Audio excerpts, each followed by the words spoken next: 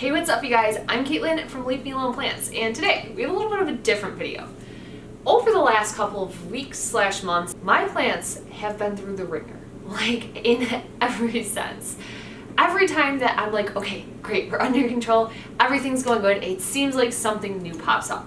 Now, this isn't me complaining. That's just what life is like when you have like 100+ plants. But what I wanted to do is kind of walk you through all the plants that I'm currently in the process of rehabbing them, what happened to them in the first place and why they had to be rehabbed, and what my process currently is for getting them back to a healthy state. So with that said, if you're in the process of rehabbing plants, you think you might have to rehab them at some point, or you just want to hang out and check out what plants I'm currently struggling with, then keep on watching and we will get into it right now.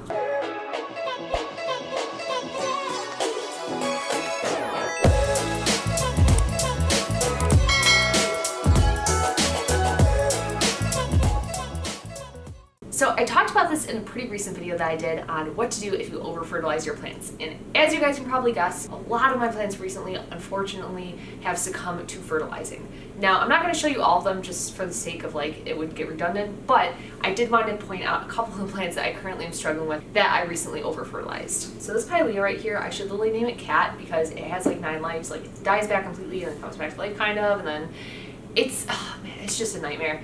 I really love this plant for this pot because like they look like little UFOs, and to me like this pot looks like a little UFO, but like I just feel like it ain't working here. Like I feel like these guys need to go in a new location. So I don't know, let me know down in the comments below what you guys think would be a good other plant to put in here. I feel like I want something that's kind of like low and bushy, but I don't know, drop your comments down below. This plant I recently hit hard, of course, my lovely cup of pothos that I am propagating via water. And sadly enough, this Giscantia that I have that was so lush and so beautiful and so long was another one that was a casualty to the fertilizer situation. Now again, what was really weird about the plants that I had die in that scenario was it was like all the plants that typically did so well for me were like so easy to take care of, and that's why when I got back I was like, what is going on? Like this plant has never given me an ounce of grief. So about like a week or two ago, I actually completely depotted this plant from its pot. Like it just was not recovering. There was so much damage to like the front of the stems. Cut them all the way back to a healthy note and then just placed them back in the soil. Some of them are taking really well, others not so much. Like I'm not sure if it's gonna pick up, but I do have some of these straggly pieces in here that I still need to like cut back yet again, and I'm not sure, I might try propagating them in water, but it's kind of been like 50-50. Overall for this plant specifically, I'm not too worried. These guys are such fast growers, like, ugh, almost dropped it. That would have been a disaster. As you can see, like it's pretty long right now. I cut it back like way more significantly than it is what you're looking at, and I only had it for like a couple months. When I bought it, it was literally like to here, and it just exponentially grew and grew and grew. So really sad to see that this plant, you know, kind of unfortunately wasn't doing so well, but I think we have it under control. And if you're in the camp of having plants that you over fertilize, then I'll link that video up here, down there, wherever you want to click through it, and go check that one out afterwards. It's like a full comprehensive guide of what to do if you do over fertilize your plants, which hopefully you never do. Moving along to the other plant that I have up here that is not doing so hot. This is my black cardinal philodendron that I potentially thought was a Bloody Mary, but it wasn't, that whole saga. So shortly after filming the video on this, and I had never said this on my channel before, but like there's this bizarre thing that happens to me where like so often I will bring a plant like on camera that has been healthy for like years or like a super long time, and then all of a sudden it just dies. Literally what happened with this plant, like just out of thin air, this plant literally started dying back. So pulled it out of the soil, looked at the root, and they looked really dried out, really dehydrated. So put it in a straight up glass of water. It struggled for maybe like a week or two, and then miraculously it just like completely popped back and was looking fantastic. I left it in the water for probably another couple weeks, so maybe it was like about a month total that was sitting in the water. And finally I was like, you know what, I want to put this plant back in soil. So potted it back up, and as you can see, like it's not looking so hot. So I think with this guy, I might pull him back out of the soil, put him back in water, and I think that he should perk back up. If you don't have a ton of experience propagating and like moving from water to soil, this is something that a lot of people struggle with. And to be completely honest, I haven't been super good about doing this myself, but when you move plant that has been growing aquatically and it gets used to those conditions that are obviously like very wet into soil, what you're gonna want to do is you're gonna want to keep the soil a lot more moist than you like typically would probably feel comfortable with. This is basically going to allow the plant to like slowly over time adjust to being back in soil conditions, and then slowly over time you'll be able to return to like, you know, your standard watering schedule. Now for people who want to be like extra careful if you're propping like a really rare plant or something that you just like don't want to die back, one method that I have heard of people using is like keeping it in the water. So like if you're propagating it like this, keeping it in there and then like slowly continuing to add like a scoop of soil to the water and keep adding it in there until it gets to like a normal soil consistency, and then just go from there. That is really going to let your plant slowly acclimate to transitioning from water to soil. Let me know down below if you've ever gone that route, if it's worked out for you. I'm always super curious. Okay, these next two plants that I have were involved in a single incident that happened that unfortunately took out multiple of my favorite plants, like some of them literally to death. So as you guys know, I had this hurricane cactus and I ended up selling it. I ended up buying a new one, accidentally somehow shipped it to my parents' house in New York. My mom brought it all the way from New York back to Arizona for me when she recently visited. I was loving life, doing great. I had it outside of my patio in kind of this like dappled lighting situation on this shelf that I had hanging on my wall. Unfortunately, at like 3 in the morning the one night, I heard this weird noise outside and I was like, whatever, like I live in an apartment building. You just like never know what people are doing out and about down there. There's always strange activities going on. But I kind of just brushed it off and I was like, whatever. Now, it was super hot that week, as it typically is in Arizona, but like seriously hot. It was like 150 during the day that week. And I walk outside in the morning and lo and behold, not only had the shelf fallen off the wall with multiple plants on it, where the shelf had landed underneath it had multiple plants below it, and it like completely destroyed those plants underneath it. Unfortunately, 2 of those plants, one being my rickrack cactus, which was doing amazingly. It was doing so well, you guys, and it literally broke off like so many of the stems. It like completely just mashed them up. I tried to save as many as I could. Unfortunately, most of the ones that kind of survived were these like more immature ones. If you've never seen like the rickrack cacti growing out, they start out as these long stems and then hopefully you'll be able to see it with this one, but they kind of like thicken up over time. So I was able to save a lot of those, but like those bigger, more mature pieces, as luck would have it, they kind of all got like smashed to smithereens. So fortunately this plant isn't a complete goner. It was a little bit of a bummer because it was getting like pretty mature and full and beautiful looking, but hey, just another project. So cut away all that dead growth and just potted it back up in this new pot, and it's kind of taking off from there. So if you have a blunt force trauma to your plants or something like that, kind of what I would recommend do, like cutting off those dead pieces. It's probably going to rot out anyway, so just get rid of them and let the healthy things kind of thrive from there. And hopefully it works out for me, and hopefully it works out for you as well. The other plant that I had involved in this situation, which I don't know what I was thinking when I was propagating this plant, but it is my fern cactus. Now, if you guys watched the haul video that I did, this was a couple months back, it was a while ago. I bought this fern cactus. It was like $45. It was so big, so beautiful, so lush. Again, this plant was doing so well. It was putting out so much new growth. And just like the rickrack cactus, it had this shelf fall on it, and it just like destroyed the plant. Like everything was like broken off, blah, blah, blah, blah. Like the roots were completely dried out. Like by the time that I got to them, they had been sitting out in like 100+ degrees. So yeah. The unfortunate thing is I was like, okay, I'm going to prop this plant, like let me just cut off the healthy pieces, because a lot of them were like just, again, like completely smashed and like unsalvageable. When I did that, guys, how many times when you watch my videos am I like, if you're going to propagate, like be sure to get a node? I don't know what I was thinking. I didn't get a single node on these. Like I literally just cut the leaf off, and at this point I can see, I'm not sure if this will pick up on camera, but like the tips are slowly browning and getting mushy, which is like the telltale sign that your plant is not actually rooting up and it's kind of just slowly rotting back. So at this point, I don't have any nodes in here. I'm just going to continue to enjoy this plant for as long as it's alive, and that's just that. You know, sometimes it happens, sometimes it doesn't work out with plants, and it's fine. I'm sure I'll find another one at some point, and it's kind of just this weird art installation at this point that I have in my house. So yeah, that is what is going on with the fern cactus. Now, for those of you playing at home, wondering if I hung that shelf back up, oh hell yeah, you guys know I did, because I'm a glutton for punishment, and I needed some more places to hang those plants back up. Now, I was super fortunate. The shelf did actually land on top of my string of hearts, and they're like super long. I wouldn't say they're like really lush right now. They're still almost like straggly, but super long. One of my favorite plants. Luckily, that guy did pull through and survived, and he's doing fine. There's a couple other ones down there. I had like a Curly Sue orchid cactus that I really quite fancy quite a bit.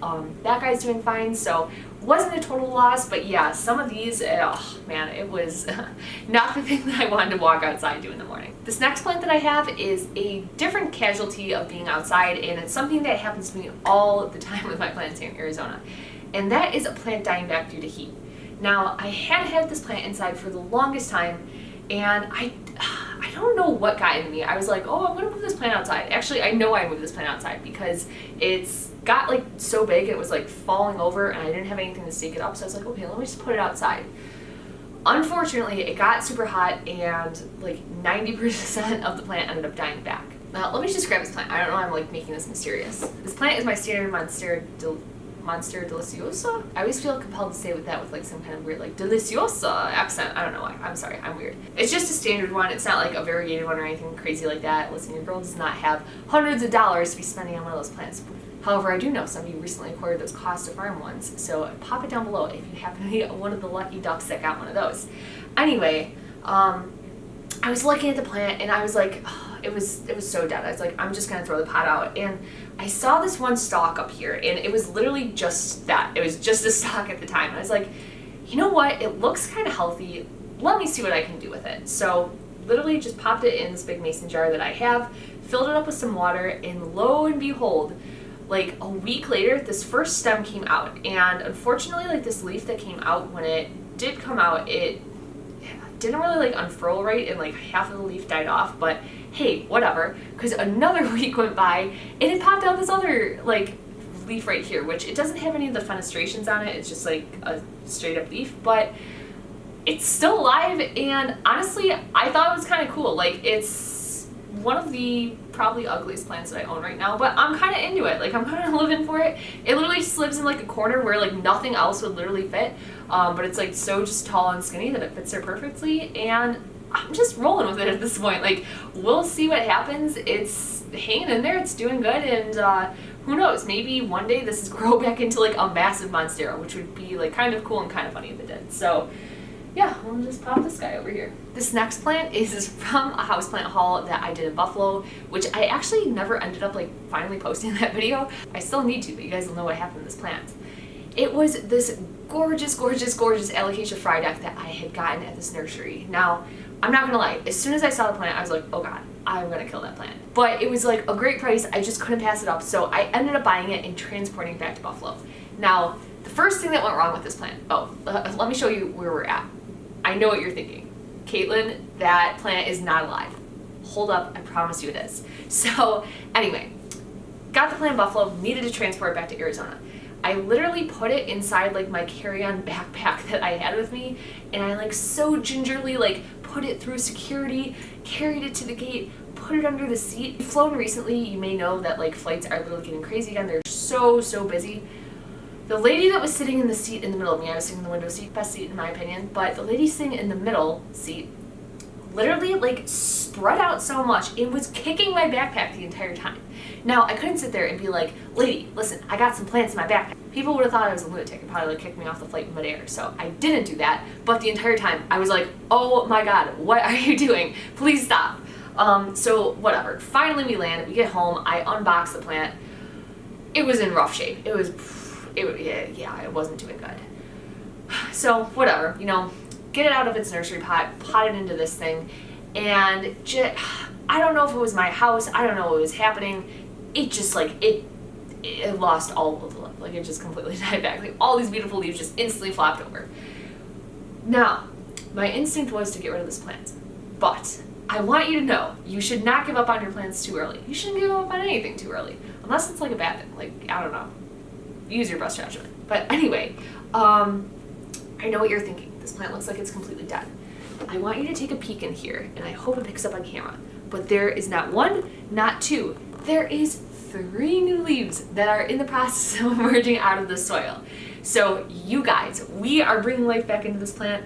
I have full intentions of this guy making a complete and full recovery, and I'm excited about it. You know, it's kind of this ongoing project. It obviously isn't, you know, looking too snazzy right now, but I think it is all going to work out. So Again, if you have a plant like this and it just like completely dies back as soon as you buy it, like hold in there and like see if you can bring it back to life. Okay, my camera just died, which is typically my cue that I'm talking too long.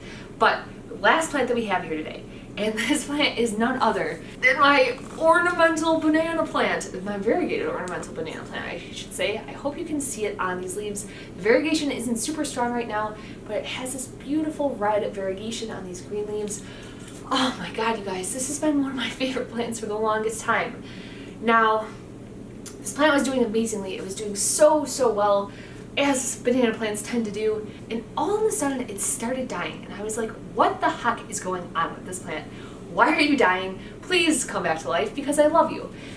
I look in the pot and this plant was infested. Guys, it was infested with mealybugs. Now, I've never had mealybugs before, but let me tell you, they are not nice. I tried so hard to save the plant. I kept cleaning it off with neem oil. I kept going in and it was just dying back. It wasn't working out. And it literally got to the point where I just cut this plant down to the stump. I would look at this empty pot of soil every day and I would think to myself, Caitlin, just throw it out. It is not coming back. There's no chance of this plant coming back. It's probably dead. Oh my god, my SD card just died. This is literally a sign from above. Okay, I'm wrapping this up. But anyway, I thought this plant was dead. I was like, it's a complete goner. It's not coming back. One day, walking to the office where this plant is sitting in, and there was a leaf coming out of the ground. I was like, okay, we're good. We're so good. This plant's gonna come back. And it has literally only been maybe like 3 weeks or so since that first leaf came out. And look at it, you guys. It has 4 leaves on it already. There's one like deep down in there that is trying to pop up now. Moral of the story, like our other plant that we just talked about, don't give up on your plants too early. Even if you completely cut them back, as long as the root system is healthy, they will survive for you guys. They will come back and they will pop out of the soil magically. Now, banana plants in particular are like notorious for this. I know people who buy the variegated banana plants online. It's really common that they actually completely chop the foliage in that scenario and it just grows back. So it makes it like easier for shipping. It's less stress on the leaves, and like typically the leaves die and ship it anyway. So yeah, really interesting there. Totally worked. So if you're thinking about trying to buy one of these online or one of like the variegated ones, and you see that they're going to cut back the foliage, I wouldn't be too worried about it because it absolutely came back really well for me. I make like grandma noises nowadays when I move my plants. Anyway, that is the end of the video, guys. I hope you enjoyed walking through some of the plants that I've been struggling with. Maybe that in a weird way makes you happy. Maybe you're a leave me alone hater. Maybe you're thrilled that my plants are dying. Who knows? Anyway, if you enjoyed this video, click that subscribe button for all kinds of more plant videos just like this one. Don't forget to hit that like button and leave me a comment down below of what plants you are currently in the process of rehabbing. Thanks so much for sticking around until the end, and I hope to see you in the next video.